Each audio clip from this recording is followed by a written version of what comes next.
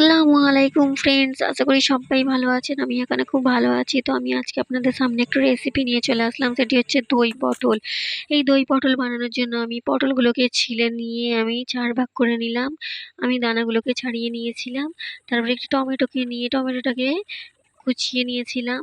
কুচিয়ে নিয়ে তারপরে আমি এখানে সমস্ত উপকরণগুলো একটা পাত্রে রেখেছিলাম। সেগুলো পেঁয়াজ কুচি, ছক্কা, রসুন, টমেটো কুচি, পটলগুলো।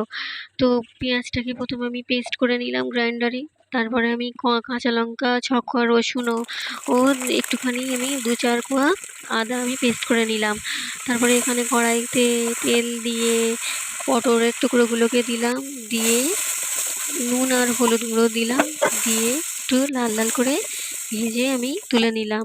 তারপরে তুলে নিয়ে ওই কড়াইতে তেলেতে আমি একটুখানি তেল দিলাম। তেল দিয়ে তার মধ্যে আমি 2টো এলাচ, 2টো লবঙ্গ, একটা দারচিনি, 2টো তেজপাতা দিয়ে ফোড়ন দিলাম। দিয়ে তার মধ্যে আমি পেঁয়াজ বাটাটাকে দিয়ে দিলাম। দিয়ে একটু নাড়াচাড়া করে নিলাম। করে তার মধ্যে আমি আদা রসুন ও কাঁচা লঙ্কার পেস্টটাকে দিয়ে দিলাম। দিয়ে একটু নাড়াচাড়া করে টমেটো কুচিটাকে দিয়ে দিলাম। দিয়ে একটু নাড়াচাড়া করে নিলাম। তারপরে হলুদ গুঁড়ো, লঙ্কা গুঁড়ো, ধনে গুঁড়ো, জিরে গুঁড়ো ও নুন দিয়ে দিলাম। আর 2টো কাঁচা লঙ্কা দিয়ে একটু ভালো করে মশলাটাকে নাড়াচাড়া করে নিলাম, একটু কষে নিলাম।